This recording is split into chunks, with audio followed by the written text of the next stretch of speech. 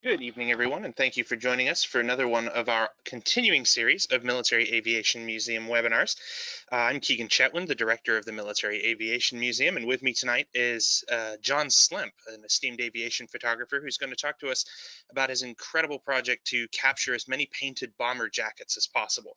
Definitely an interesting topic, and John has done perhaps more to preserve these jackets than really anyone else. He's traveled the country visiting the museums that house them, as well as meeting with bomber group reunion groups, and has really started to catalog these things centrally in one place for the first time. John is coming to us by way of his bomber jacket project this evening, but he is also a well-known aviation photographer, and John is an old friend of mine. I met him when I worked at the CAF, and he's done some incredible work just across the spectrum of aviation photography, from in-flight aircraft to those great atmospheric shots of aircraft on the ground. I can't encourage you to visit his website enough. John spent almost 11 years in the Army. He was an armor officer. Upon leaving the Army, John became a photographer for about 30 years. He wasn't an aviation photographer the whole time, but he's going to tell you a little bit more about what in his photographer's journey sort of pulled him to the world of aviation. So with all that said, that's probably about enough from me. John, are you there?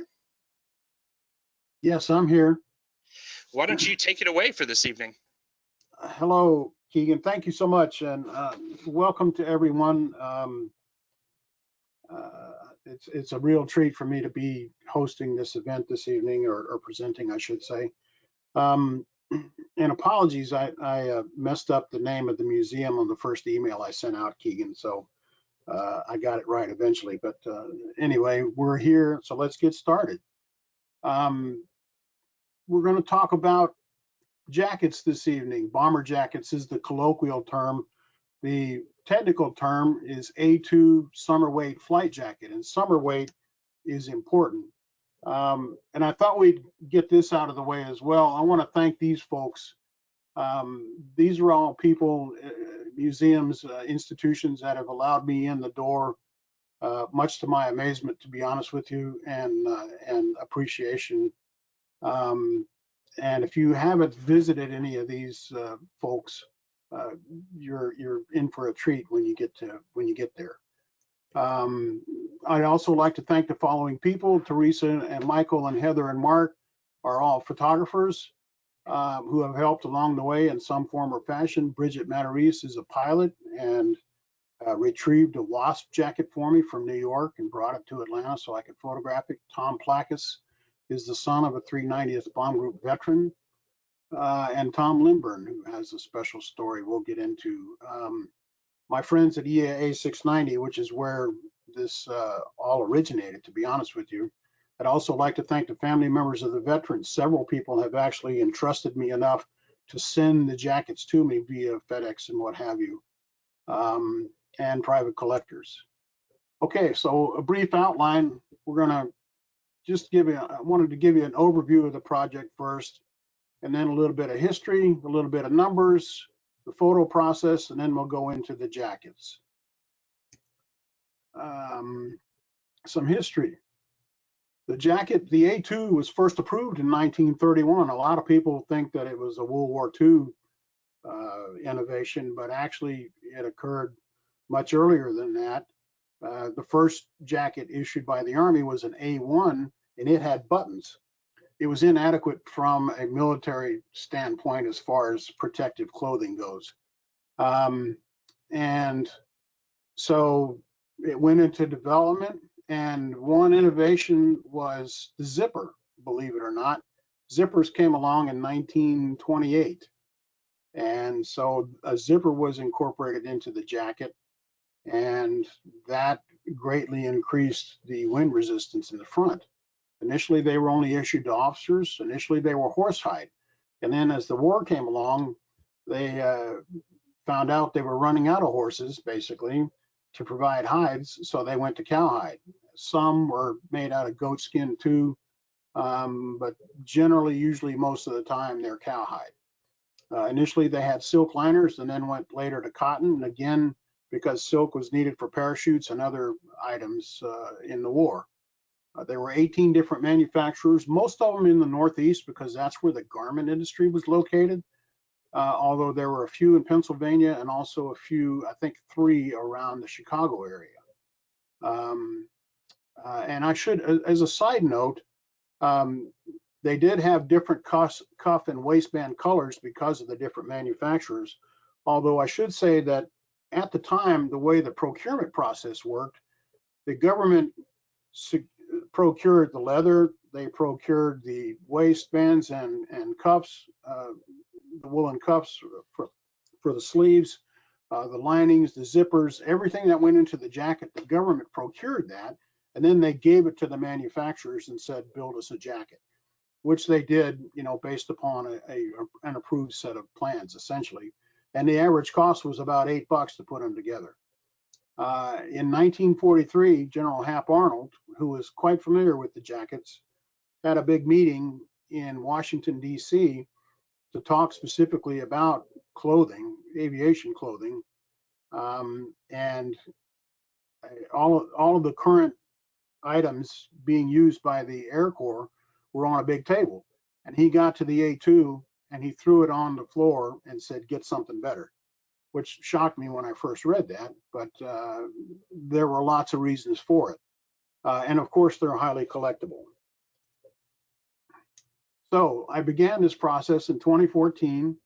To date, I've photographed 124 jackets, 10 different museums, 2 WASP jackets, although one is a quote unquote knockoff. No Tuskegee Airman jackets yet, although I'm still searching for some. I think I've got a line on 2 in Detroit, but I've got to firm that up, and 3 replica jackets. And, you know, I didn't know they were replicas when I signed up to shoot them, but I went ahead and photographed them anyway. And I'll probably put at least one of them in the book so that I can show folks the difference between a real A2 and a replica. Just a quick slide here on the photo process. This is so you can geek out with that. I built a box, a light box, essentially. It's a 1/8-inch thick piece of plexiglass that's supported by those wooden panels on the front and the back there you see. And then there's a little post in the center that keeps it from sagging. And you see where it says on the bottom right, strip light. Well, there's a strip light on the other side too, and that illuminates the bottom of the plexiglass. And I lay the jacket down where the type is there in the middle. And I get up on a ladder and shoot down on it. The beauty dish you see on the left-hand side there is the main light source, and it bounces into these 3 cards. And with that and the illumination underneath, that's basically what lights the jacket. I went with this, primarily so I could show texture on the jacket. I could have lit it much more flatly with less contrast, which probably would have made seeing some of the jackets a little easier, but I felt important. I thought it was important to show the contrast. So this was the setup, and this has gone all over the country with me. Okay, on to some jackets. So this was the first jacket in the process. This jacket came to me from a member of EAA 690, actually, that I belong to just north of Atlanta here. And when I first saw the jacket, I was thunderstruck. It's gorgeous, both sides, and really what made it personal for me is when I got up close and looked at the neck, where, you know, it had worn, oils and dirt and so on had worn into the collar there. And, you know, that's about as close as you can get to the person, I think. And this belonged to Staff Sergeant A.B. Clement. He was a 9th Air Force member, flew 50 missions, which we'll get into, 50 equivalent missions, and survived the war and settled in Charleston, South Carolina. This is the back of the same jacket. And surprisingly, this is the only one, I believe, that has a scantily clad female. And it's kind of funny, several people, non-aviators that I've shown this to, they don't understand what missing you means. which I thought was rather funny, but the aviators get it, that's for sure. This jacket was brought to me locally, and this fellow was a member of the 100th Bomb Group, which was also colloquially known as the Century Bombers. And from what I understand, this was his second jacket. His first jacket, he wore it out, and this jacket was procured from a fellow who had been killed in action. And he had it painted, in this manner. This fellow is Bob Mitchell. He lived over in Alabama, and a friend of mine, Michael Schwartz, and I went over there and photographed him. This was photographed in his living room, and he's holding his medals and decorations there, wearing his original jacket, which he designed the little logo on the front there. And apparently Little Joe was slang at the time for rolling double fours. And apparently everybody in the crew had fours in their birthday or their address or some such. And so they decided to name their aircraft Little Joe, which he told me afterwards they rarely got to fly. If I remember correctly, he flew 28 missions or maybe 30, although as you'll see, when you start counting the bombs, which signify missions, they're not always, the numbers don't always add up. And I think probably that's because guys finished their tours and they were out of there back to the States or what have you, and didn't have time or interest in finishing out the jacket. There's the logo on the front there. Bob told me he wore this on all the missions that he flew, which was pretty unusual because they're not really warm. He was a ball turret gunner on a B-17, and he passed away about 45 days after we did this portrait. This is the inside of his jacket. And again, a lot of times airmen would, soldiers, whatever, would scratch initial their name inside the jacket because they thought at that point the Army wouldn't want them back and they could keep them. Also, you'll find jackets that have their liners replaced for the same reason. Various innovations, shall we say, alterations, what have you, where people would do different things to them. Again, hoping it's an issue item, and when it's an issue item, generally, usually most of the time, the government wants it back. But a lot of guys kept theirs, even though they were quote unquote required to turn them back in. So there's the back, and the ME-109, the swastika up at the top, denotes an aircraft that he shot down. That's not unusual to see one or several of those. And as you go through looking at these jackets, you start to be able to decipher what all the symbology means. And we'll talk more about that. I wanted to include a few portraits too. If the veterans are still alive, I've been photographing them. This is Staff Sergeant Henry Hughey. He was a ball turret gunner and tail gunner. He passed away, last year, I believe, late. And he was also one of the founding members of the 8th Air Force, Mighty 8th Air Force Museum down in Pooler, Georgia, which is just outside of Savannah, which is where Savannah was the founding place of the 8th Air Force in early '42. This is Staff Sergeant Albert McMahan, who was actually a mechanic, a B-17 mechanic, and his unit ran short of tail gunners, and he volunteered early in the war too.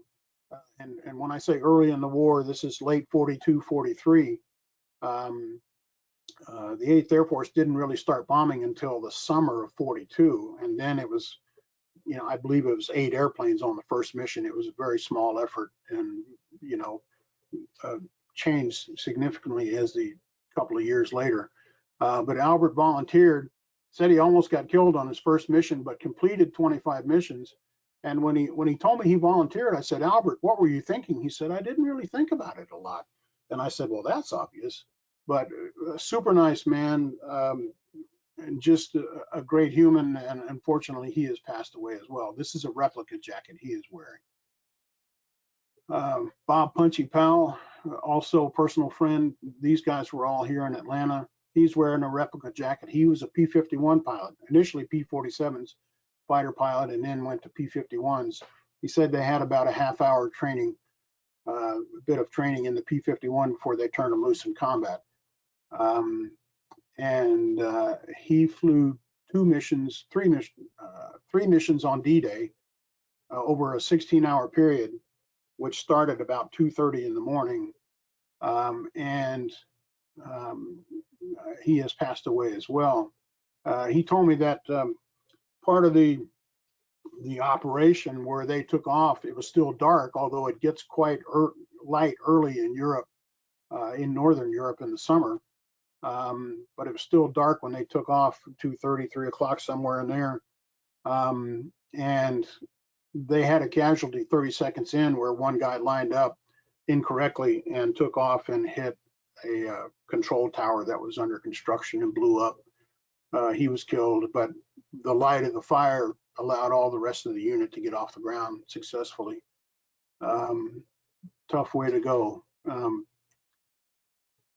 Captain Billy D. Welch was a P-47 and later P-51 pilot.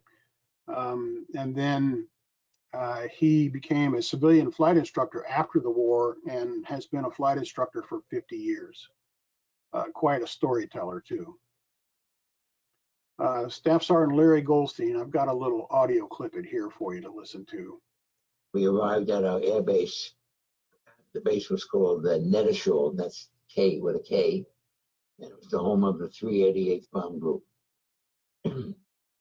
We arrived there at night, and we were assigned to a barracks. We walked into the barracks. This was an enlisted man's barracks. There were 6 guys laying on their beds about 8:30 at night, and there were 24 empty beds. And we came in full of swagger. We're airmen. And somebody in our group said, "Where are the guys from the beds?" "Oh, they were all shot down the last 2 days." What? You could hear our egos crashing to the ground. And in my diary, I wrote, "We unpacked in total salads." When he shared that story with me, it really again brought home the tenuous nature of being an aircrewman, especially in the 8th Air Force, which worked out of England. Early in the war, they had a 70% casualty rate, either killed, wounded, or missing, which is just horrifying. And as a result, a lot of the guys, not a lot, but enough, started going on sick call before missions. You know, I got an earache, throat ache, whatever. And the flight surgeons started noticing this. And essentially it was, you know, I didn't want to get shot today. And so they made a recommendation to the commanders to put a quota, because initially there was no quota on how many missions you had to fly. So initially there was a quota of 25 placed, where if you completed 25, you could go home. And that's one of the reasons why the Memphis Belle was such a big deal. Everybody's heard that story, even though they weren't technically the first to complete 25 missions as a crew. But they came home and went on a nationwide war bond tour and raised money and so on. But as the war progressed, things got better for the Allies, and guys were rotating through very quickly. I mean, 2 or 3 months, and they were finishing their 25 missions and going back to the States. Well, because of that, they were losing all their expertise, and so the quota was raised to 30, and then eventually 35 was the maximum number that you had to reach to return back to the States. This is Captain Paul Crawford. He was a P-51 pilot in China and was shot down on his 29th mission in a brand new airplane. He said it really ticked him off because it was the best airplane he ever flew. And he escaped and evaded and returned home to Americus, Georgia on Christmas Eve, 1945. He still lives in Atlanta, as far as I know. Lieutenant Colonel Vincent Masters. Vincent is an interesting character. He was a B-17 pilot, completed 28 missions, and then, which was his quota at the time. And instead of returning to the States like a sane man, he decided to stay in England. And 2 months later, they formed a secret unit around him. It was a scout force, and they were all bomber pilots who flew P-51 fighters. And essentially, they flew ahead of the bomber units when they went out on missions 10, 15 minutes ahead, and they scouted the target to see if it was obscured by clouds or smoke, what kind of defenses they might encounter, that sort of thing. If things were generally okay, they said, come on, boys. And if not, they directed them to their secondary targets. It proved highly successful, and at 24 years old, because he was the commander of the unit, he was promoted to lieutenant colonel. He is shown here wearing an original shirt and the French Legion of Honor, which he was very proud of. After the war, he became a DC-3 pilot for a little bit, and then he went to Stanford, got a medical school degree, became a gynecologist, and practiced until his 80s. And unfortunately, he passed away a couple of years ago and is buried in Arlington National Cemetery. Superman, just a wonderful man. This is Captain Rae Preston. As you can see, he was a P-47 pilot, flew 93 missions, and then after the war, he became the first licensed helicopter pilot here in Georgia. Captain Richard Timberlake was a B-17 pilot and was actually wounded. A piece of flak came up through the bottom of the cockpit floor and caught him right in the bottom of the thigh and broke his femur. And he completed the mission and then spent the rest of the war in a military hospital. After the war, he got a degree in economics and was a professor of economics, a doctor at the University of Georgia. And of course, many of you know Lieutenant Colonel Dick Cole, Jimmy Doolittle's co-pilot on the Doolittle raid over Tokyo. Couldn't find his jacket. No, I'm not sure where it is. I'm not sure anybody else knows where it is. His daughter didn't know when I asked. And of course, 6 original Tuskegee Airmen who I happened to photograph here in Atlanta when they were here a couple of years ago. Harry Stewart on the left, retired as a lieutenant colonel, and he was a member of the first Top Gun winning team in 1947, I think, flying P-47s. And the other gents are Mr. Oscar Lawton Wilkerson, second. Third man is from left to right, Lieutenant Colonel Bob Friend, who's passed away. In the back there with the tie is Dr. Hillard Pouncey. He has a doctorate in chemistry. The fifth man there is Colonel Charles McGee, who President Trump promoted to full brigadier general during his State of the Union speech earlier this year. And then on the right there is Lieutenant Colonel Harold Brown. So this is quite a distinguished group, and those guys couldn't have been nicer. I was very pleased and fortunate to meet them and photograph them. And I'm still looking for Tuskegee Airmen jackets. So this jacket was brought to me from a local resident south of Atlanta, Captain Everett Graves. And as you can see, there are 50 bombs there on the left-hand side. Now, the way it worked, if you were in the 9th Air Force or 15th Air Force, I believe, out of Italy and North Africa, if you flew further than 600 miles one way on a mission, you got credit for 2 missions. So even though they may have 50 bombs on their jacket, in essence, because of that doubling of the distance and so on, they completed 35 missions is the way the math works out. The 2 underneath the unit logo there on the right-hand side, we couldn't hardly see it when I photographed it. I mean, it was really faint. And that's one of the beauties of digital, is you can enhance color. And it turns out it was the last digit of his squadron. Apparently, the bomb group had these little tabs underneath, so you could tell which squadron they were in by the digit. That was the last digit of the squadron. So I just thought it was a beautiful jacket and obviously well worn. That's the back of the same jacket. He was a B-24 pilot. By the way, all right, here, let me go into this. So I'm photographing other things besides the jacket too, if the families and so on bring it to me or, you know, make it available. This is his little diary. And starting up at the top there, underlined in red, he flew with Major Davis in, I think that's rear position in lead B group, had VHF, very high frequency radio command and intercom, and number 3 turbo knocked out over the target, had 2 vapor locks and number 2 engine, about 50 to 60 holes in the ship, my window knocked out back of my head. He anticipated the left tire being flat when they landed. One thing led to another. They left the runway, buckled the left gear, skidded in 90 degrees, ground loop, and came to rest about 50 yards off the runway. Ship demolished, nobody hurt.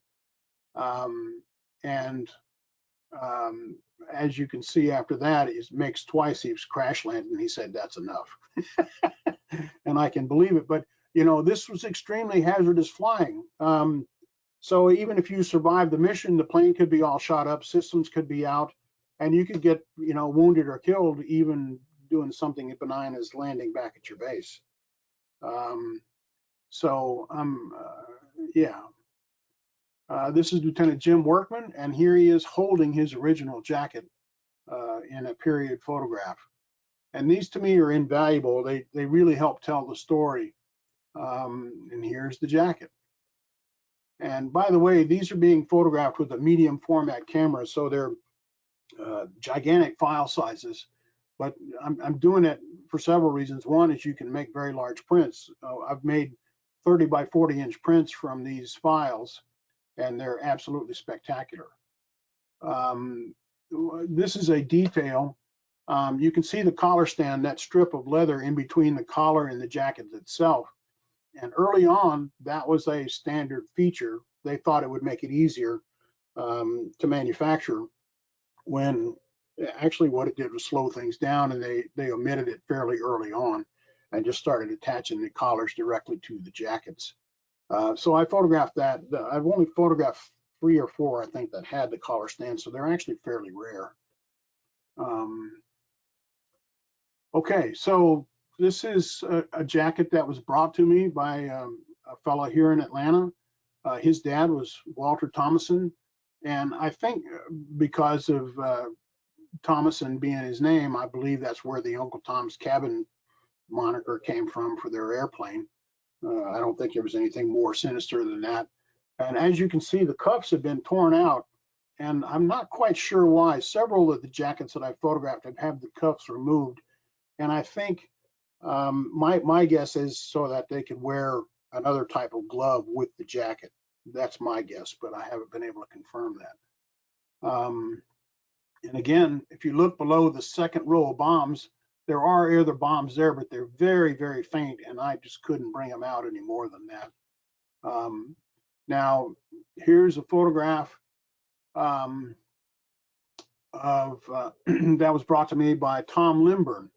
His dad is in the top left there, Wallace Lymbur, flight engineer and top turret gunner, you see. And this is probably while they're in the States, which is why they're all still smiling and the airplane's not shot up.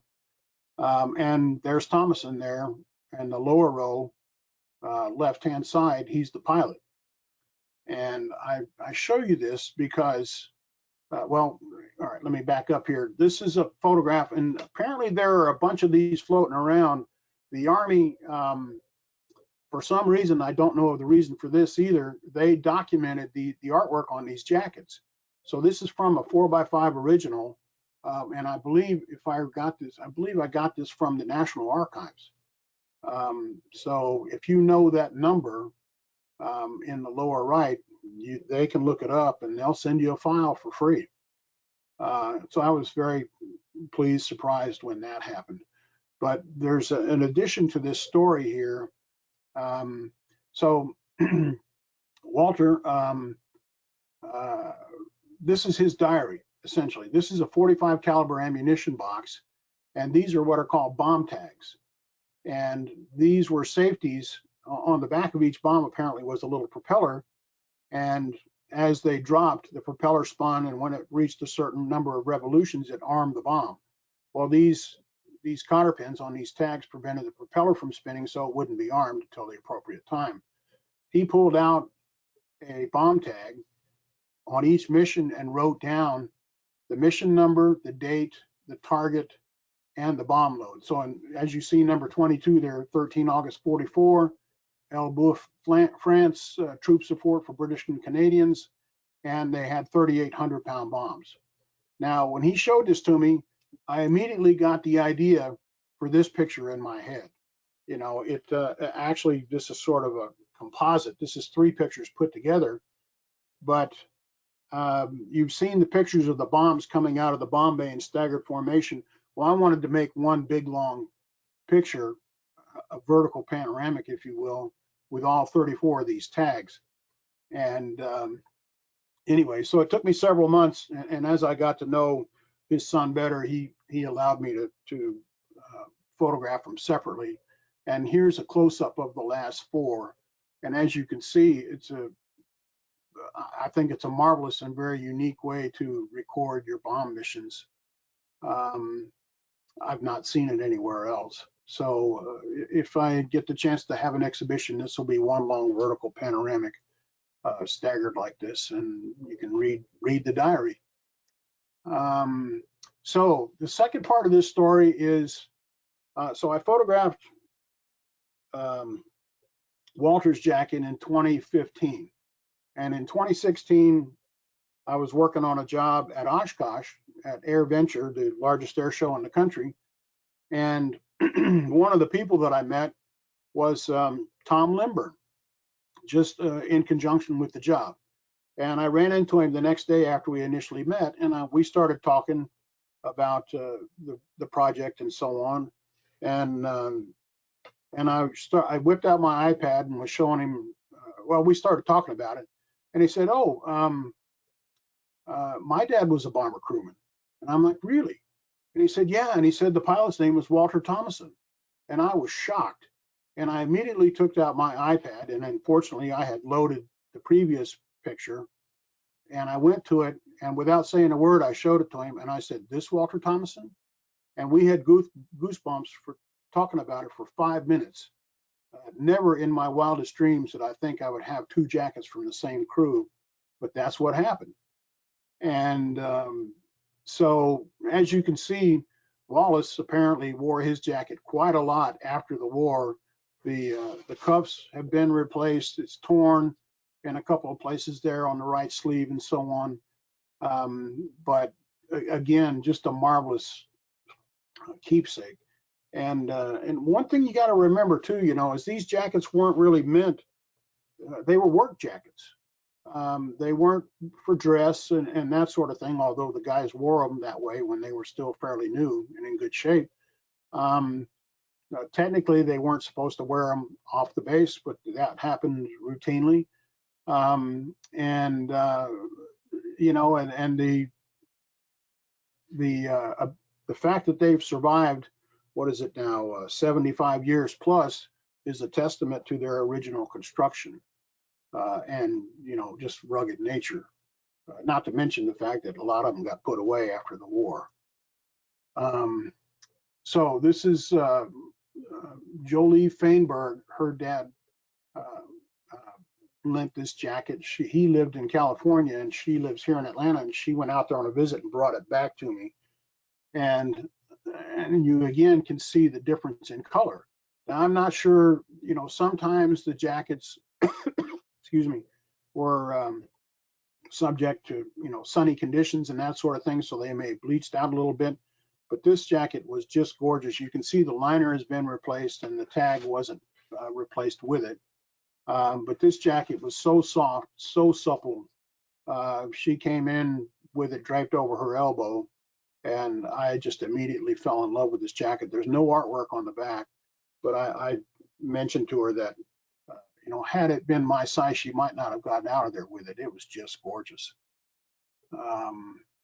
So after I shot the first jacket that you saw, Sergeant Clement, I sent a note to Dorothy Cochran at the Smithsonian Air and Space Museum. She was a member of the Women in Aviation Board who was a client of mine at the time. And I just wanted to say hi and let her know that this was something I was working on. I thought, she might be interested. And 58 minutes later, I received an email from Dr. Alex Spencer, who's the curator of the aviation clothing collection at the Smithsonian. And he said, I think we've got 15 jackets that'll work for your project. When can you be here? I was stunned, floored, excited, pleased, all at the same time. And to make a long story short, went up there later on, a few months later, and photographed 13 jackets. And we shot them at the Udvar Hazy Center, which is just outside of DC. It's the annex, if you will, to the Air and Space Museum. And Alex and his crew just could not have been nicer and more helpful. It was really a wonderful day. So here we are. This was Skipper, as you can see. And from what I understand, the patch is chenille, which I have to look that up. I'm not quite sure what that is, maybe wool. But just this jacket was in pristine condition. Now, as you can see by the tag, it's a size 36. One thing that it occurred to me, here's the back of the jacket. He was a crewman on Belle of the Brawl. As you can see, 5, 10, 15, 20, 25, 30 missions. A lot of these guys were not big men. The aircraft, when you get up close to them, or when you're standing away from them at a distance, they look pretty big. But when you get up close to them, they're not that big inside. And so there was actually size limitations, if you will. And many of the crewmen were 5'5", 5'6", 150 pounds. They were not big people at all. And so here's a jacket that I have very little information on. These are 4 different aircraft. I figured that out. And I'm not sure if it was one guy who was just really lucky to fly 4 aircraft and survive, or if it might have been a crew chief. I don't know. But it was a lovely jacket nonetheless. And as you can see, just very little wear. So again, another jacket from the 100th Bomb Group, Century Bombers. And return ticket is the logo on it, if you will, 35 missions. One of the other things too that really struck me about these jackets was just the variety of designs and cleverness in how they depicted the individual's, combat record, so to speak. It's just no limits to the imagination. Now, this is a famous jacket. This is called Murder Inc. There's actually a Wikipedia page about it, but apparently the young sergeant who was wearing it on his 3rd mission, I believe, when he was shot down, he parachuted out and was immediately captured by the Germans. And one of the Germans had a camera, and they photographed him wearing this jacket. Well, the photograph made its way all the way to Hitler's desk, and Hitler used it as a PR tool.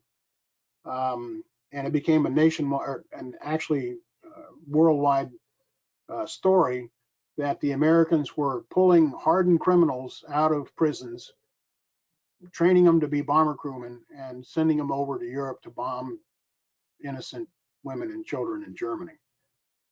Needless to say, it embarrassed the United States greatly. And as a consequence, a bit more tighter control was put on what people could put on their jackets and so on.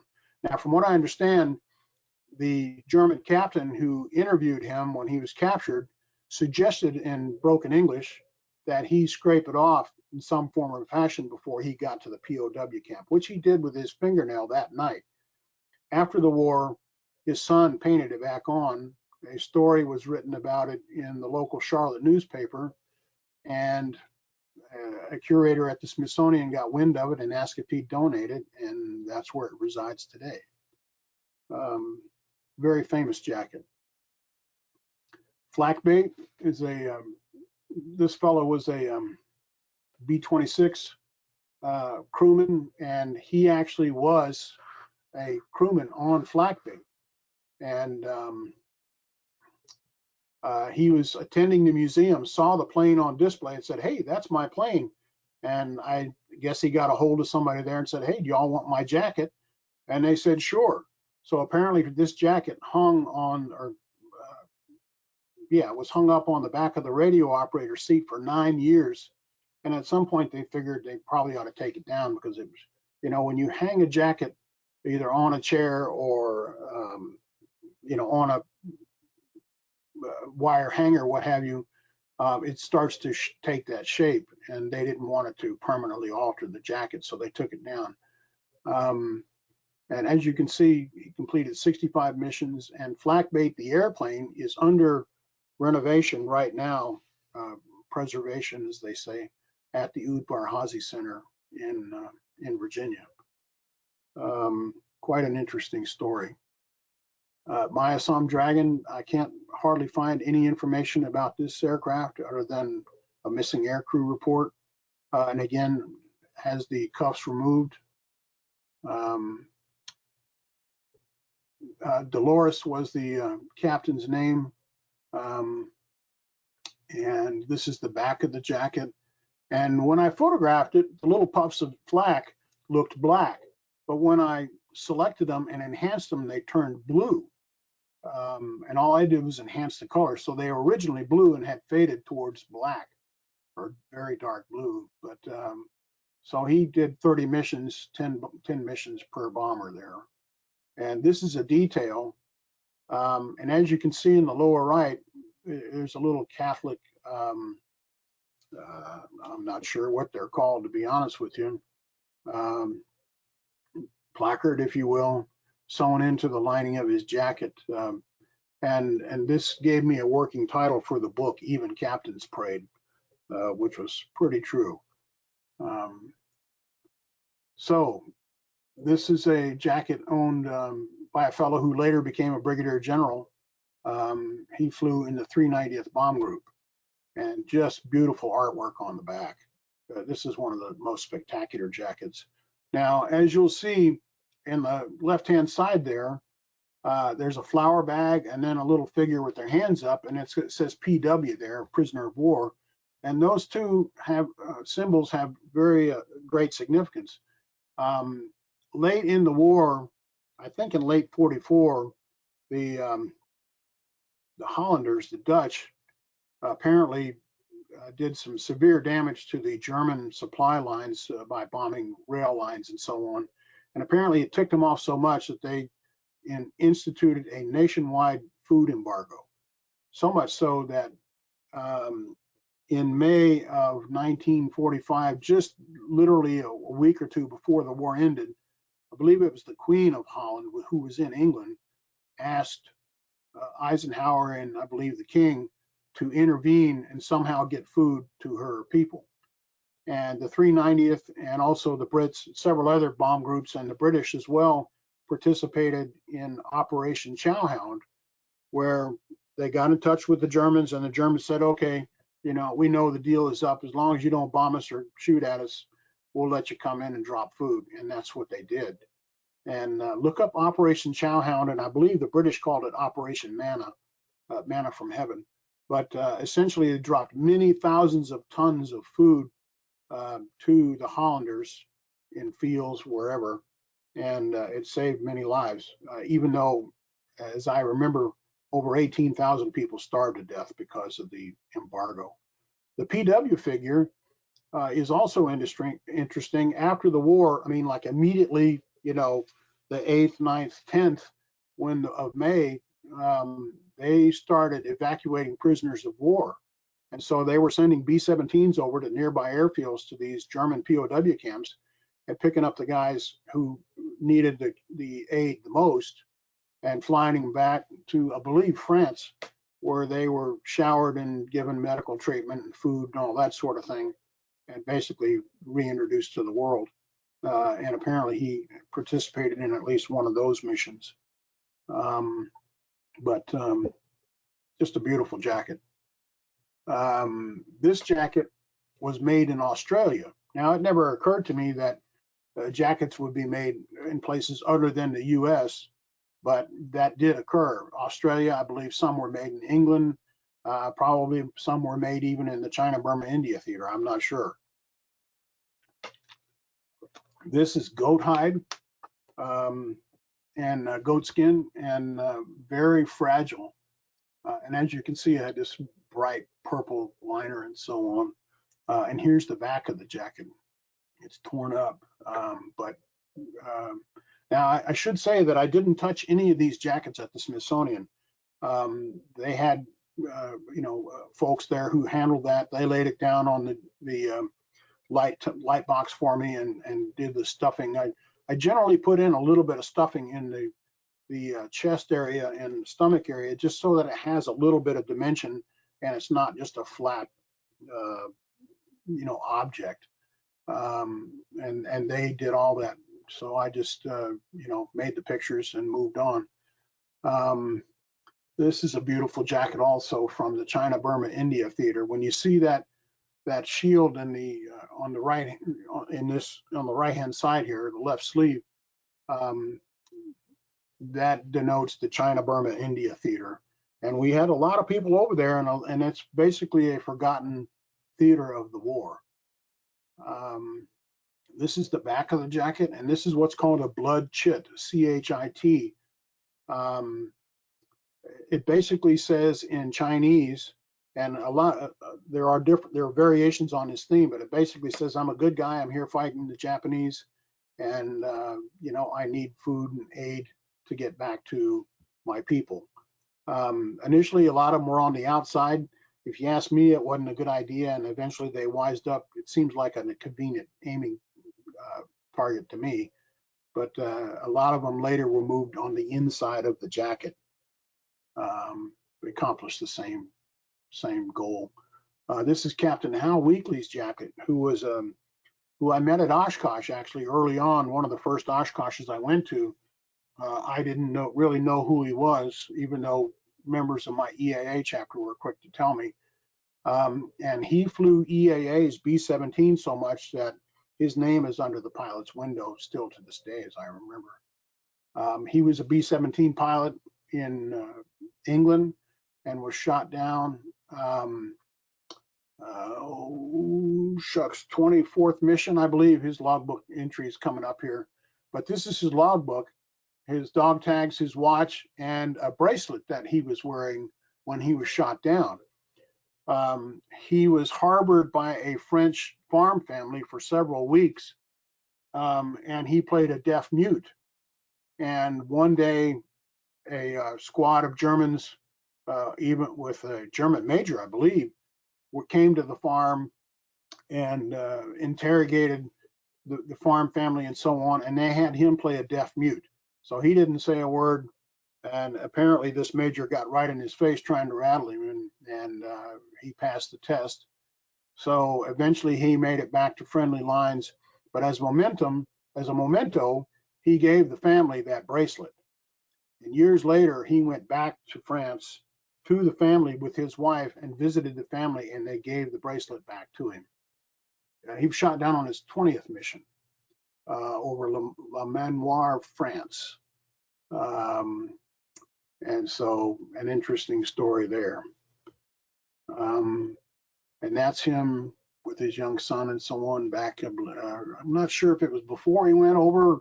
It must have been afterwards, because he's got his unit patch on his A2 there. So this is Staff Sergeant Lewis Heron, who was a tail gunner, B-17 tail gunner, and he's got a little story as well. This is his jacket. It's a famous piece of artwork. You've seen this probably reproduced many times. The yellow star with the hammer and sickle inside there denotes a mission to Russia. At one point, the 8th Air Force, they started a program where they would send guys to targets in Germany, and instead of returning back, they would fly on to Russian-held territory, either in Poland or in Russia itself. Apparently, it was shorter than coming all the way back, I believe. And the Russians were not supposed to shoot at them, although I'm told it did happen. They would land and get gassed up, rearmed, refueled, and then fly missions towards North Africa and drop bombs in Romania and so on. And then land in North Africa, rearm, refuel, and fly back across France, hitting targets again on their way to England. So these guys would basically get a tour of the continent on their missions. And this became very famous artwork. When you see pictures of flak, and there you see a black puff of smoke.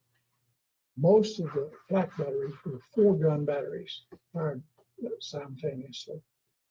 I looked out one day and I could see 4 black puffs kind of off in the distance. Well, that didn't worry me because I was too far away. A little bit later on, I was looking back again. And there's 4 more black puffs, quite a bit bigger. Oh, I didn't like that. Then when you got up, next time I looked, here was 4 black puffs with an orange ball of fire in the middle. That's when the shell exploded.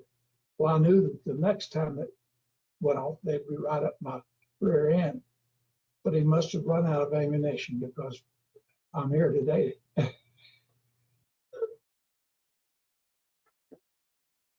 And here he is wearing the jacket. I got to tell you, talking to these guys, if you ever get a chance, it's eye-opening, it's humbling, and just very revelatory as to what they went through.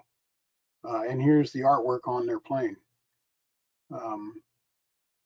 So as you can see, they were keen students of the female form. This is Lieutenant Ernest Anders Ericsson's jacket. His son is a fine art painter in Oakland, California, and he sent this to me, which I was extremely grateful for. Just again, another beautiful jacket.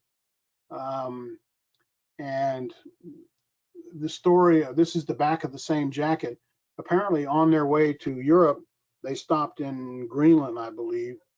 And there was a USO show on with Marlene Dietrich singing, and she sang the song Lili Marlene, which was actually a German poem in the First World War that was set to music, I believe, in the late 30s.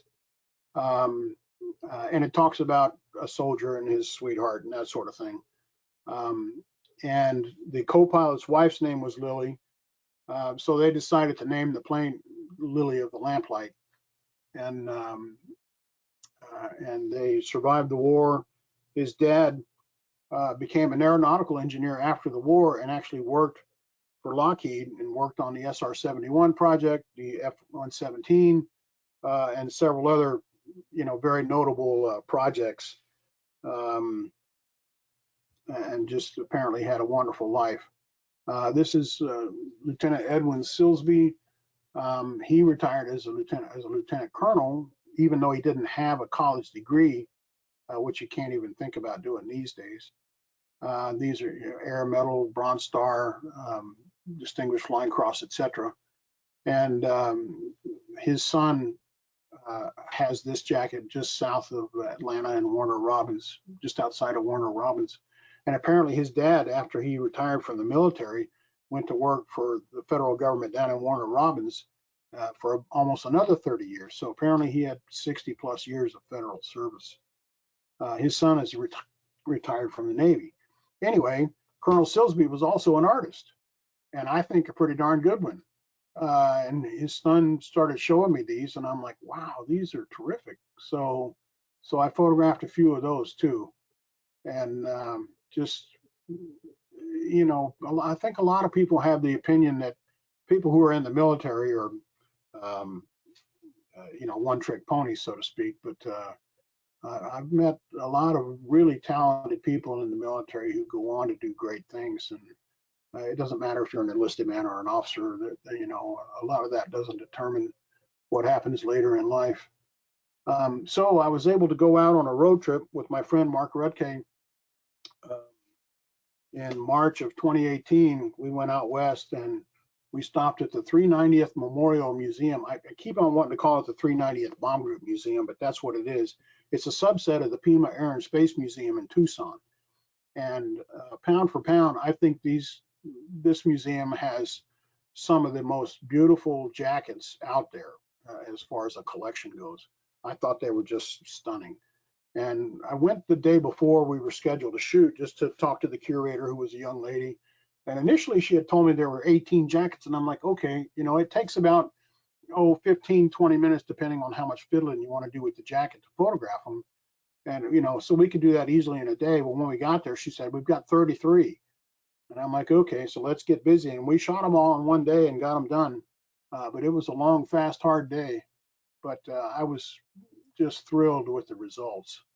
And they are too. They're actually, I contacted them recently about 3 weeks ago, and it turns out they're having a capital fundraising campaign right now called Adopt the Jacket, where they want to build some new display cases and so on, and they're using these images in their campaign. So I was just flattered and thrilled to be able to give back in that way.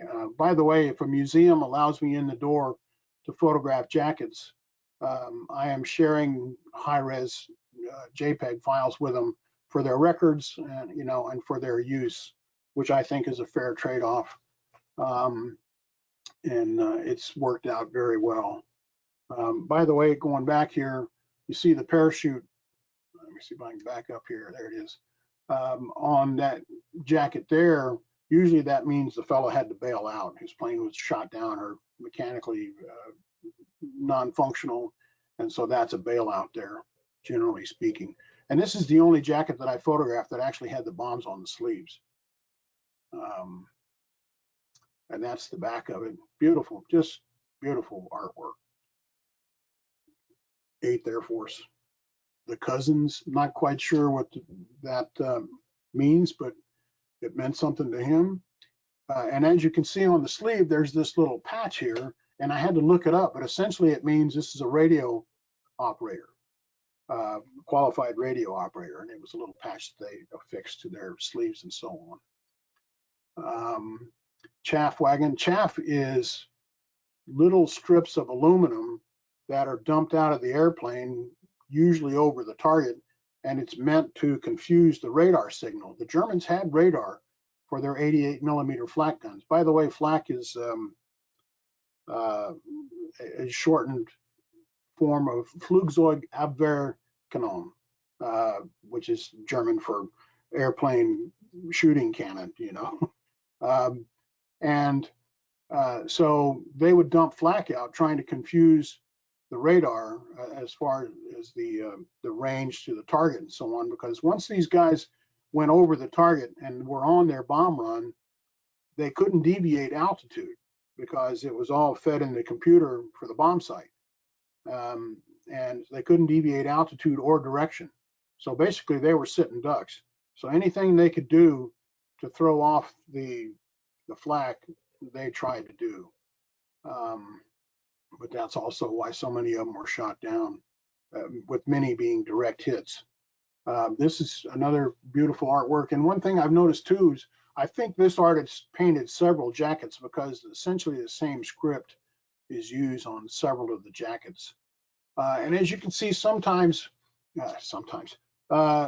these jackets have large areas that are blank, and I think it's because the artwork was unfinished.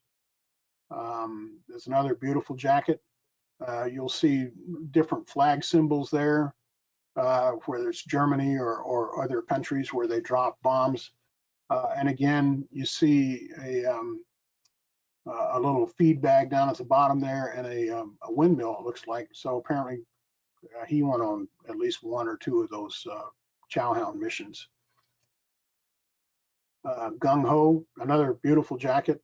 Now on the, you see how the waistband and a lot of the cuffs too, they look torn up and so on. Well, they're wool, and so the moths got to them, generally speaking, or they were just torn up and worn out in use. This was before nylon and so on became commonplace. But again, this one looks like it's got a nice big area there where something was going to go and never did. But you know, this one was used for a lot of painting and so on. This I thought was pretty clever. Hitler on the run. Another beautiful jacket.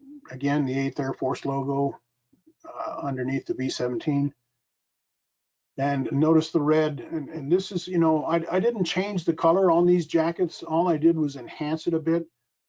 So some of these cuffs and so on went all the way from bright red like this to almost black. It just depended on who, you know, the dye used in that wool lot, and also the manufacturer. Cincinnati Queen, and again, this one had a collar stand, I believe. Liberty Bell, and you see the 3 and the 5 and the blue bomb there on either side of the center logo.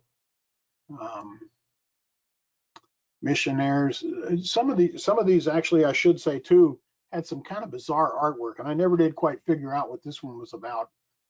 It looks like an abbot or something there, you know, holy men turned into, you know, bomber crew, but whatever. And I still have yet to find an answer for why the fins on several of the bombs are painted red. I don't know if they were incendiaries used on that mission or exactly what it denotes. So that's something I still have to do more homework on. A beautiful lady.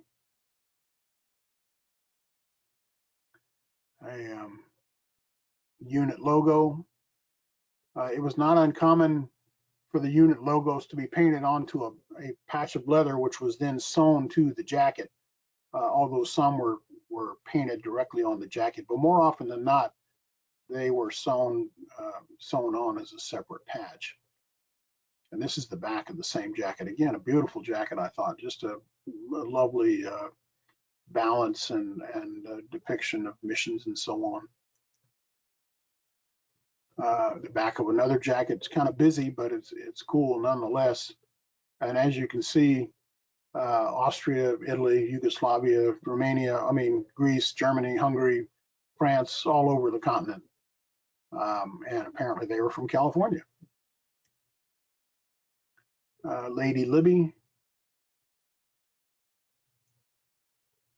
The $64 question. Apparently I read the tag on this one, and the crew, you know, they're asking each other, so what are we going to name the plane? And the guy's like, well, that's the $64 question, isn't it? And they decided that was the name of the plane. So perhaps not real imaginative, but it works.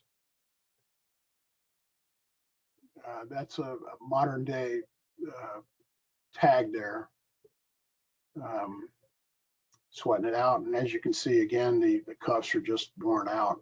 Now, you know, several people have, you know, when I've approached them about photographing their jackets, they've said, oh, the cuffs and the waistband are all torn up, we want to get that fixed and then you can photograph it. And I'm like, no, I want to photograph it as it is. I mean, that's, to me, that's part of the story. If it's, you know, reconditioned and all that sort of thing, who cares? You know, it's not really telling, it's not adding to the story. So, you know, I prefer to shoot it. See, this one here has been, these have been replaced. It's obvious that the waistband and the sleeves, the cuffs have been replaced on this one. This is another piece of bizarre artwork on the back, although it's quite a number of missions. So again, I'm not quite sure what the deal is with that piece of artwork, but there you have it. Again, I'm not sure. Let's see, 1, 2, 3, 4, 5, 3, 4, 5, 6, 7. So there's 28 missions there. But again, I'm thinking maybe they didn't, you know, complete the jacket. Who knows? Okay, so after those jackets were from March Field, so you know, so we went from Tucson to Riverside, California, to the March Field Museum. Then we went 20 miles down the road to the 475th Fighter Group, which is basically a Quonset hut museum at the Planes of Fame Museum in Chino. Planes of Fame is a much larger outfit. And these guys fought in the South Pacific, and they flew P-38s. So their jackets are quite a bit different. They're not near as elaborate as the 8th Air Force jackets, for instance. And at one point, I actually shot 7 jackets down at the National Naval Aviation Museum in Pensacola.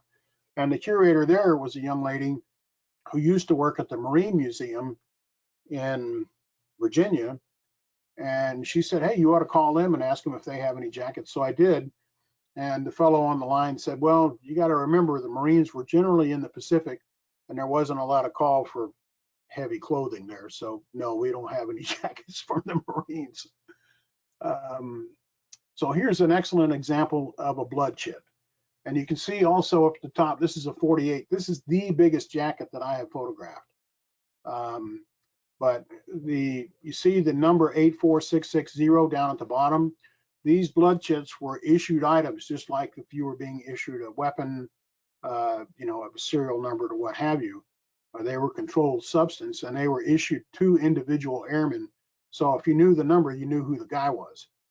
And again, you can see in French, Chinese, Thai, Korean, Japanese, Laotian, all the same verbiage essentially. I'm a good guy, help me. And if I get back to friendly lines, you may be rewarded. And that's the reason for the number.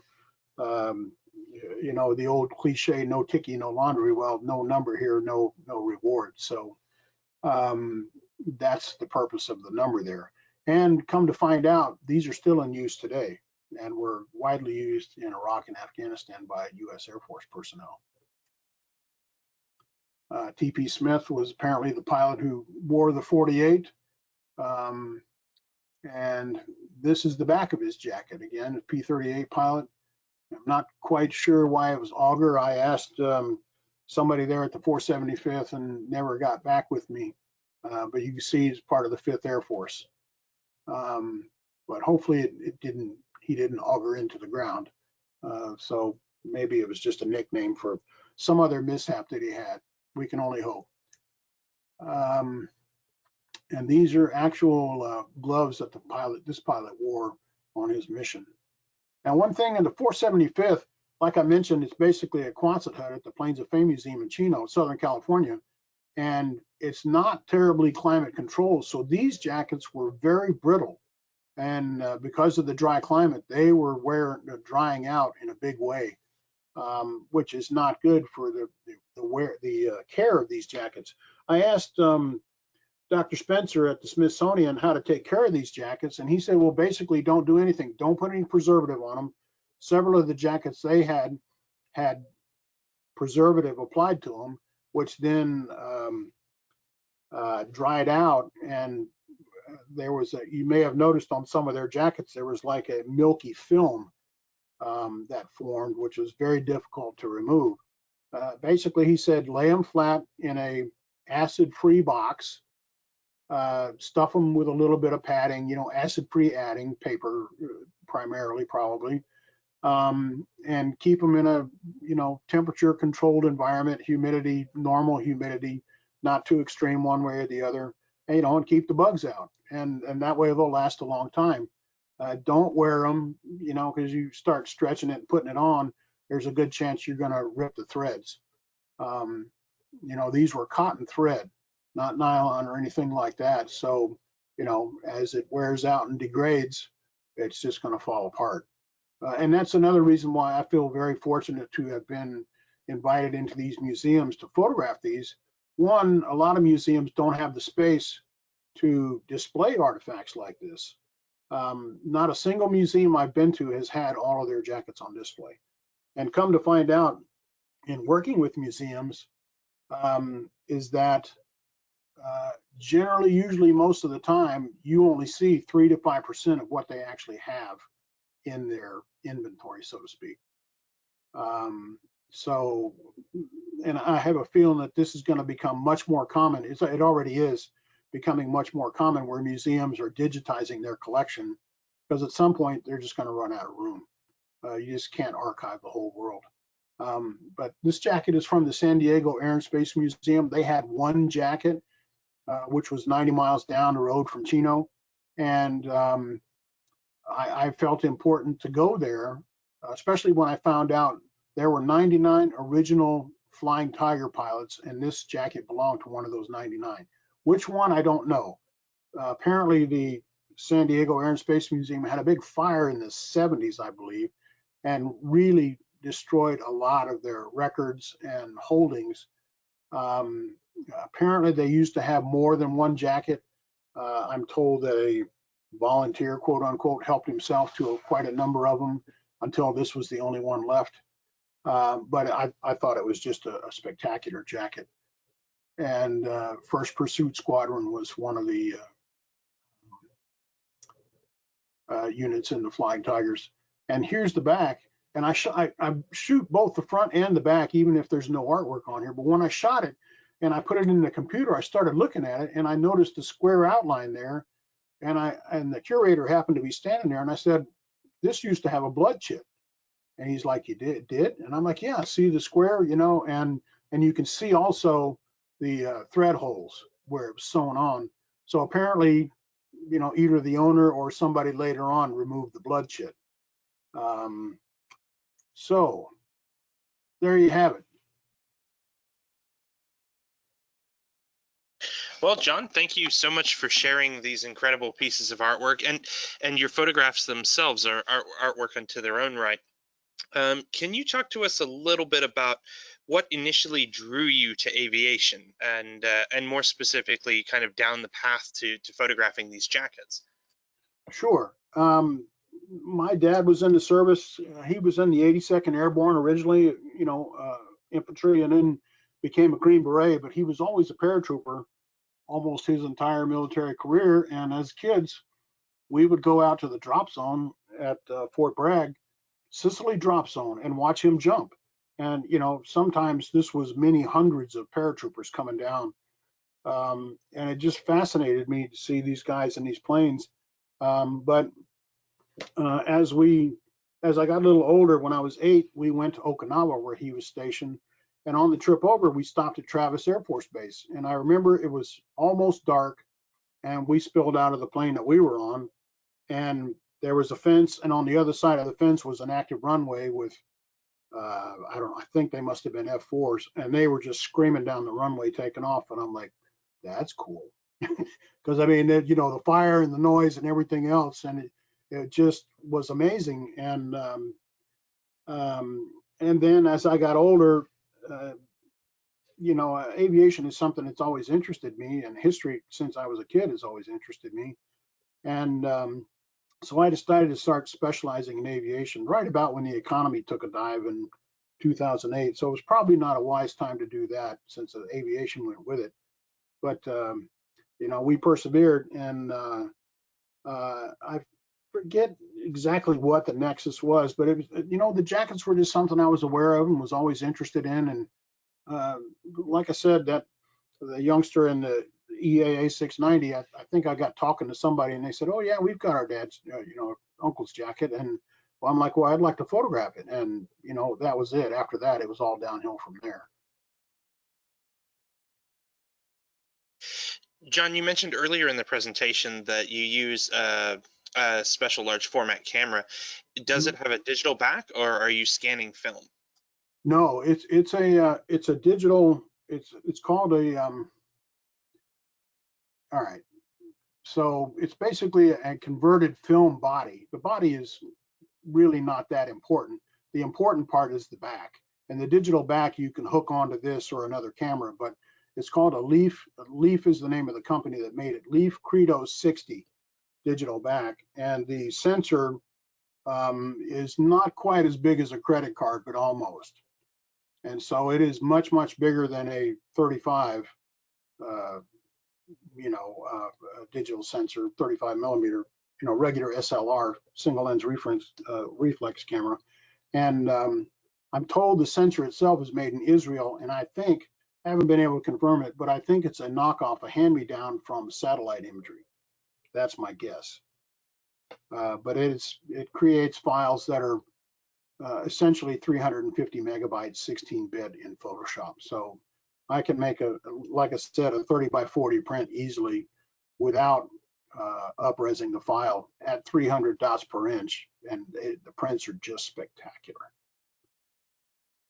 Naturally, the prints, obviously, preserving the image quality for the prints is one reason to do that. But is there also a dimension of this that is ensuring that these jackets live on, even if the jacket itself is damaged or, God forbid, is in a fire like those that that the San Diego Air and Space Museum experienced. Sure. Yeah, absolutely. And the other added benefit too is because the files are so big, you can zooming in at 100%. I mean, you can, look at individual threads. You can tell the name of the zipper. If you're looking at the back, you can tell if it's a Talon or a Connemara or whatever. And believe you me, there are A2 Nazis out there who look at that stuff, so to speak. There's several groups online that, and that's fine. I don't have any heartburn with people doing that. But they look at the thread count. I just learned the other day reading something that's supposed to be 8 to 10 stitches per inch. And even the color of the thread is particular to certain manufacturers. So that's another reason you can zoom in. And the other reason too is it allows you to crop. You can crop into these files and show a detail, and it's still large enough to do a double page spread in a magazine. So there's lots of reasons for it, but I've had people, I've had one small exhibition, and the lady who ran the exhibition had 3 of the jackets mounted on, I think it was 3/4 inch foam core. And then the company who mounted them used a laser and they cut out around the edge of the jacket. So there was no white background. And then those were hung on the wall. And more than one person came up to me and they said they thought it was the original jacket on the wall when they came into the room. That's how lifelike they look. We appreciate the extra effort that you're going through, John, capturing those and saving them for posterity and working on producing exhibits. You mentioned that you're working on a book. Is that sort of the end result for this project for you? Yes, yeah, that's one of the things. We've done several audio interviews, as you've heard. Those are just snippets from some of the interviews. My friend Michael Schwartz and I, between us, we've done 4 video interviews with some of these fellows. And a lot of this information, not all of it, but a lot of it is available either on my blog. Just go to aerographs.com and click on the blog and you can find it, or on YouTube. And look up Michael Schwartz, SCHWARZ, on YouTube, and you can find his interviews. I believe he did 3 of them. And they're generally 20, 25 minutes long and very enlightening, shall we say. But yeah, I probably at some point we'll have a separate website for this. I'd like to have a traveling exhibition, to be honest with you. I've had one small exhibition, and I was referred recently to a museum in Dallas about possibly having an exhibition there, although I think because of the COVID-19 pandemic, we haven't connected yet, but I'll keep trying. Yeah, so, I've been contacted by a professional historian in Germany. I put metadata. Metadata is all the information that goes along with the jacket, which unit it was, where it was shot, if it's in the Smithsonian, whatever. And you add all that information in there and it goes along with the file, hopefully. And this historian in Germany, she works at the German National Military Museum, contacted me about a particular jacket that belonged to a unit that flew out of Italy. And they bombed Munich in, I think, July of '44. And on this particular mission, they lost 9 aircraft. And, some of the guys were able to bail out and that sort of thing.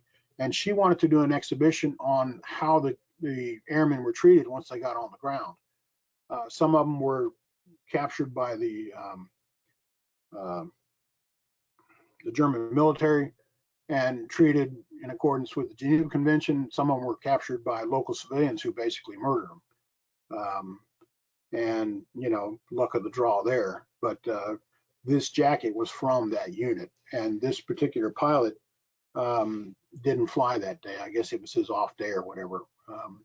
And, when I started this too, I used to think that, you know, Lieutenant Jones flew on Belle of the Brawl his whole 30 missions or whatever.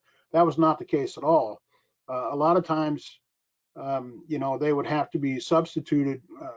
You know, you'd be given a day off, you got sick, you got slightly wounded or whatever, so you were out of the rotation for a day or a week or whatever, and then you would go back into the rotation, and a lot of times it was with a different crew, a different aircraft, you know, aircraft breakdown, they're shot down, and that sort of thing. So, you know, it was very rare to do all of your missions on the same aircraft. And that was another reason, you know, probably another reason why some of these have multiple names sometimes, like that one jacket from the Smithsonian. And I was also contacted by a fellow in England, in East Anglia, which is where a lot of the 8th Air Force bomb groups flew out of. And I did an article for him in, I think, their local newspaper. So it has sort of gotten quote unquote worldwide attention, you know, in a relative sense. But I would like to have a traveling exhibition to go along with the book and so on. And just yesterday, I did a Google search and was surprised, shocked, amazed to find out that there are over 600 aviation museums across the world. So I think I have at least a few outlets from where I could possibly sell the book. I'm pretty sure I can say with some degree of certainty that we'd be happy to carry it. John, you mentioned that you've learned a number of interesting things, like that the crews weren't, you know, always kept together, didn't always fly the same airplane. Were you able to learn anything about who painted these jackets? Yes. Let's see here, which jacket is that? The Heaven Sent jacket was painted by a fellow named Harry Hall, Holl, who was an artist before the war. And then when he got in, he wound up, you know, painting a fair number of jackets. And after the war, he became a famous ceramicist of all things. He became a potter on Long Island, I believe. Yeah, his artwork is quite distinctive. And there were also a number of Disney artists who were drafted.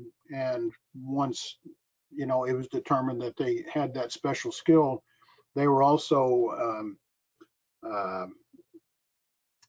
enjoined, shall we say, to either paint jackets or nose art on aircraft or both. And sometimes, much to their dismay, because they were making a lot more money as Disney artists. You know, and the other thing too, I'm sure, is that the artwork that they created was probably public domain, which means, you know, it didn't have a copyright attached to it. And so anybody could use it. John, in your looking at these jackets, have you seen a lot of embroidery inside the jackets, or is it mostly paint on the exterior surfaces? Yeah, mostly paint on the exterior. Very little was done except for the jackets that have blood chits. You know, some of them also had a map pocket sewn on the inside of the liner. Mostly, and I've seen that mostly on the jackets in China, to be honest with you, because China is a big country. And you know, Paul Crawford had a silk map that was sewn in a pocket that was he had in the pocket of his jacket. And I think the guys in England also had silk maps, and they had little tiny compasses and other things hidden here and there on their person. But generally, usually most of the time, it was just a plain liner on the inside. Now, one thing I should mention too is that some of the units in England, especially, I believe, if you were an ace, in other words, if you had shot down 5 aircraft or more as a fighter pilot, they would take out the regular liner and put in a red liner, which denoted that you were an ace. So there was some of that too. But and I should also mention too that these jackets don't have pockets like, you know, hand warmer pockets.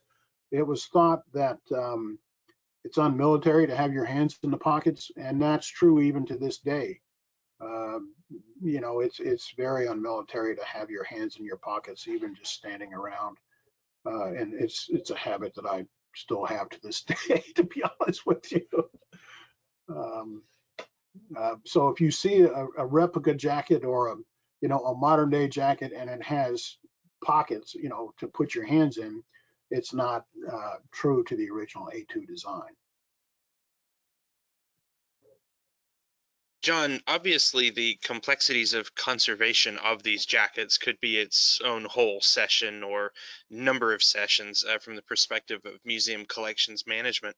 But can you talk a little bit about some of the challenges posed by photographing these wartime paints, which have obviously, they were never intended to last for 75 years, and they have. Right. Yeah, especially if the jacket is in a dry climate. I'm trying to remember. I believe most of the jackets were painted with oils, and some of them, at the 390th, the curator there didn't want me horsing around with the jackets too much because she was afraid that the paint would flake off. And some of it actually looked like it was ready to flake off. So you had to handle them very carefully. Most of the jackets I was able to handle, with gloves on or with clean hands, so I could position them properly and that sort of thing. But yeah, you got to handle them carefully, because if you do, twist the material one way or another, yeah, sure, it could start flaking off, and at that point you're done. I don't think you're going to glue it back on with any, modicum of success. Not to mention just the amount of time and effort it would take to do that. The modern paints are much more flexible, and there are people still painting jackets today, and there's some really talented artists. If you go on Facebook, there are a number of A2 jacket aficionado groups, if you will, and there's a fair number of painters too, both here in the States and in Europe, who just do marvelous work. Painting whatever you want on your jacket. We had Chad Hill as an earlier webinar guest, and he's one of those guys that does just phenomenal work on the modern jackets. Yeah. John, I've saved this question for last because I suspect it may have a kind of a long form answer. Having looked at your blog, one of the things that strikes me is that this is often an interesting research discussion that happens with families and so on as you learn more about these jackets. Is there perhaps a favorite jacket for you, or one that has a special significance because of the story and the depth of information that was able to fill out around it? Yes. Well, there are several actually. I had a daughter and granddaughter. I was put in touch with them. I forget how now, to be honest with you. I've had a lot of that happen. A lot of people have referred me to different people. And I had a daughter and a granddaughter drive from Iowa to Atlanta to bring me a jacket and several other artifacts. Now, she said she had other business here in Atlanta, but I'm not so sure. But they showed up the appropriate day and time in my driveway, and we came into the basement here and started opening boxes and so on. And I photographed the jacket first, and then she started opening these other things. And I would have liked to have put them in the program this evening, but this fellow, Staff Sergeant Harvey Brundage, was a B-17 waist gunner, and he carved aircraft models out of broken pieces of bomber windshields. And they're just gorgeous. They're transparent, as you might imagine. And there was a B-17, P-51. I mean, just, I don't know, must have been half a dozen aircraft. And just, the proportions were right. The scale was right. And apparently she said that he was always talented with his hands. And they were just gorgeous. And she also pulled out a panoramic picture done by somebody in England of his bomb group. And it shows a B-17 on a rather dark, looks like a very crappy day. And this was in June of '44, is what's written on the back. And guys are in jackets, and some of the guys even have gloves on. So it must have been a really crappy day in England, but which is why they weren't flying. But there are 58 guys on one wing and 62 on the other wing of this B-17. And there are guys in the nose and on top of the cowlings and all the way down the top of the fuselage. And you know, and I just, out of curiosity, started adding up. And, you know, you 58, let's say they weigh 150 pounds apiece. There are 9 tons on each wing. And, you know, I thought that was a pretty good stress test, to be honest with you. But, you know, the fact that she was willing to, you know, to drive all the way from Iowa to bring those items to me. And he had other things too, you know, apparently he collected throw pillows from all of his duty stations. So he had these silk throw pillows from London and from Texas and all these places where he had trained. And his granddaughter said, "Oh yeah, they used to be on the couch all the time, just no big deal, you know." And you know, Erickson, you know, his son was so kind to send me that jacket from Oakland, and it's a beautiful jacket. And apparently he has done chapter and verse on research on his dad, you know, the fellow who worked at Lockheed and worked on the SR-71 and the F-117. And I'm not sure if he's doing a book, but he might be. But he has a ton of information. So, you know, there are several other books out there on bomber jackets. I think the last one done was in '95. There's one in 1990, Hellbent for Leather, and then American Flight Jackets and part of the flight jacket somewhere in there, 1995 or so, 2000. But they're horribly photographed. You know, they're not, you know, bless their heart, but they're not professional pictures. You know, they're done with color film, and a lot of times they use tungsten light, which is like, you know, a regular light bulb with a filament. And because that light is orange, it tinges the color orange on anything that it hits.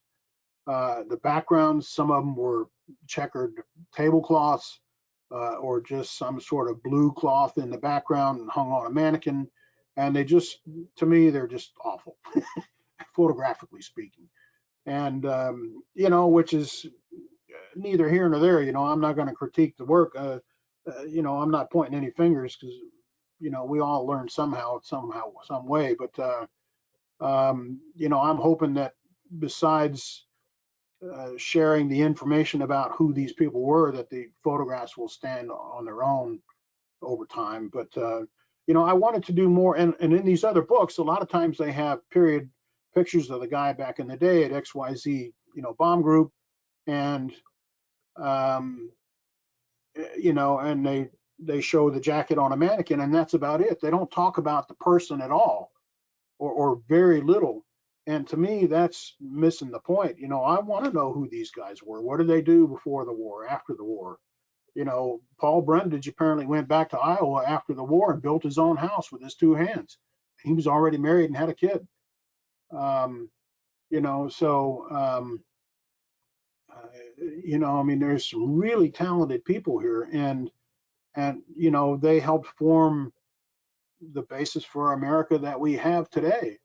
You know, all those Tuskegee Airmen, you know, those guys were all accomplished people, you know, and not to beat a dead horse, but, you know, what's going on with all the racial disparity today, you know, those guys put up with it in a big way and persevered. And, you know, and people like that, you know, I have tons of respect for. You know, living life is hard enough, not to mention having an additional handicap like that, if you will, you know, put on by somebody else just because they think it's a good idea. You know, the 8th Air Force Historical Society has almost become a family for me here in Atlanta. You know, I've met some wonderful people there, and a picture of Henry Hughey and Albert McMahan and Punchy Powell. Those were all done in the same day in a dining room, essentially, where we have our meetings. And you know, so I got to meet those guys and talk to those guys and, you know, learn about their lives. And Punchy, you know, I went to his house one time. He lived about 6 miles from me, and he basically had a museum in his basement. And he would invite people over, and, you know, I think he was the historian for the 352nd Fighter Group, which he was a member of. And he would just talk your ear off. And You know, on my blog, I have almost an hour interview with him, just an audio interview, but it's fascinating to hear some of his experiences. And he's a wonderful storyteller. And, you know, so you know, having grown up in the military, quote unquote, and then having been in the military myself, I know, you know, more or less the pitfalls that you can have there, and what it takes to succeed or not. And the fact that, you know, they're going up and getting shot at on a regular basis and knowing they're going to get shot at, and yet they still went ahead and went. You know, to me, it just takes a tremendous amount of self-discipline and commitment and devotion to duty, quote unquote. And, you know, and I think it reflected in their lives after the fact. Um, you know, I'm probably missing something here, I'm sure, but yeah, it's been very inspirational. You know, um, you know, in so many different ways, and I feel very fortunate to have, you know, shot this many so far, and I'm hoping to shoot a few more before I can really, you know, I when I started, I had no idea it was going to turn into something this long term, but you know, as I've told several of my friends, I didn't want to do it for a career, but you know, and some people have said I've got enough to do 2 books already, and that never crossed my mind, but who knows. Um, but you know, to me, it's also it's a piece of American history, and and I think it's very much worthy of being preserved. And one of the chapters I'd really like to have in the book, to be honest with you, if I can find somebody to tackle it, is a fashion historian. I'd like for them to talk about how these jackets have influenced fashion, not only here in the States, but worldwide over time. You know, we have gotten used to here in the States, seeing them in movies, you know, from Rebel Without a Cause to that motorcycle movie Marlon Brando, and which I forget the name of, and you know, Top Gun, although he's wearing the Navy version, etc. And you know, they really have. If you Google bomber jacket, just Google bomber jacket, you will get a kaleidoscope of designs, all based on the original, in all different colors, different materials, different lengths, etc. But they all came from the humble A2, and it's just amazing, you know, how that part of American culture has pervaded itself across the world. Um, and so hopefully I answered your question. Yeah, I think so. I think we can all see correlations with these jackets in hot rod culture and a lot of sort of post-war movements that emerged, which is how a lot of these guys ended up spending some of their time, and that's, I think, where that inspiration comes from. John, you and I agree on the subject of the bravery that it took to go and fly these missions day in and day out. And it's a big part of why I've always been a sort of avid supporter of this work and can't wait to someday read that book. I believe that you could reasonably convince a group of young men who are, 10 feet tall and invincible to go once, but to get them to go again and again and again out of a feeling of duty and service to the country is a really remarkable thing. So I want to thank you again for your efforts to catalog and capture these stories and these incredible images. Part of doing presentations like this is raising visibility for your project. John, can you tell us a little bit about how people can help? Can they help you track down more jackets? Can they help you fill in the blanks of the stories around the jackets you already have? What can they do to support you in this endeavor? Sure. Yes, if you know people who have jackets, please ask them to call me. You know, my phone number is 404-245-2411. That's my cell. Again, it's 404-245-2411. You can contact me through my website, aerographs.com. I have a Facebook page. I'm not on there a huge amount, but I'm on there. And, you know, to me, probably the most important thing right now to round out the collection is some Tuskegee Airman jackets. You know, I actually went down to the Tuskegee National Park, I forget the exact moniker for it, down at Tuskegee, Alabama. I had contacted them about shooting a jacket. Apparently they have one there. And I went down there, and through a comedy of errors, it turns out I wasn't able to shoot it.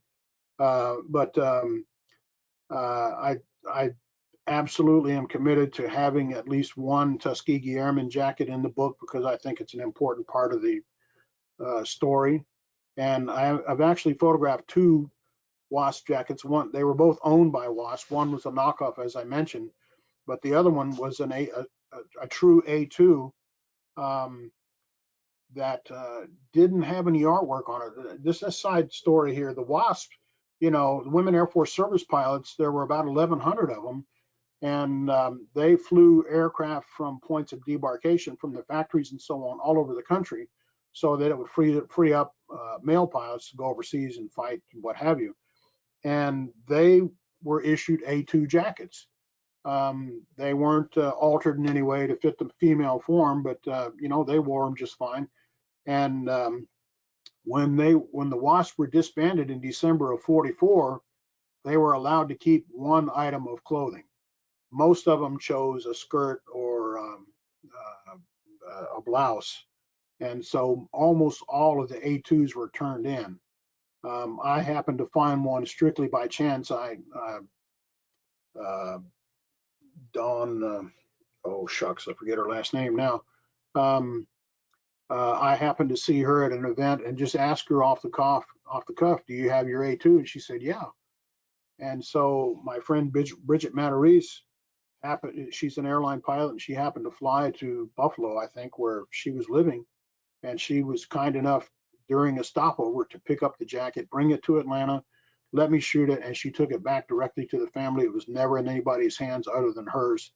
And she had an original A2 Fifanella patch with it that was in a separate small envelope. It wasn't attached to the jacket, but I took it out of the envelope and laid it on the jacket and photographed it together. But the WASP jackets are extremely rare. The Tuskegee Airman jackets are extremely rare. And I think they're both important parts of the story to tell. So if you know of somebody that has one, or can point me in the right direction, that would be wonderful. There are still several places. I'm hoping to get to the Indiana Military Museum. I'm told they have 3 jackets, I think, one of which was worn by a fellow who was on one of the atomic bomb missions. So there are still some interesting jackets to be had. I'm told there's another fellow outside of Milwaukee, I believe, who has a personal collection of about 50 jackets, which might be its own book by itself. And apparently he's done a lot of research on who the owners were. So I'm not, looking to prolong this for another 10 years or anything, but, especially the WASP and the Tuskegee Airman jackets, I would definitely like to get some more of those and just round out the collection and get on with putting pen to paper, which I'm doing now actively, and rounding the book into form so I can get it in front of a potential publisher. That would be terrific. Thank you so much for your time this evening and being generous with it. We have gone over time, but we sure appreciate the depth that you went into taking us through this incredible journey that you've been on, as well as your patience with questions and answers this evening.